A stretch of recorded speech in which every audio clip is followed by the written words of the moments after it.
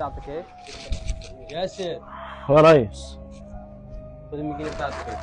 ايه ده؟ 100 جنيه انت بتهزر ولا ايه؟ ليه يا عم في ايه؟ ايه اللي ليه في ايه؟ اكن انا ابقى شغال 12 ساعه عشان في الاخر تيجي تديني 100 جنيه؟ 100 جنيه يا عم انت بتهزر ولا ايه؟ الحال واقف اعمل ايه يا ياسر؟ انا مالي ومال الحال واقف ولا شغال؟ انا راجل جايب اليوميه.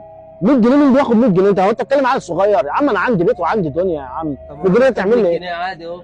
يا عم ما تقوليش الراجل يا عم الحاج، انا ماليش دعوه بالراجل، انا راجل شغال عندك دلوقتي، هو ياخد 50 ياخد 100 ما ياخدش هو حر، لكن انا راجل شغال بيوميتي، تيجي تديني 100 جنيه اجيب بقى ايه؟ انت بتهزر. ايه ده يا ابني؟ الراجل بيقول لك النهارده الدنيا مريحه معاه، نستحمله يا عم ونقف جنبه. يا عم انت مالك انت يا عم خالد؟ يا عم انت شغال زيك زي انت راضي انت بال 100 جنيه ارضى بيها، انا مش عجباني، انا اقل من 200 جنيه مش واخد، انا بقول لك اهو. هتجيب يا عم 200 جنيه ولا لا؟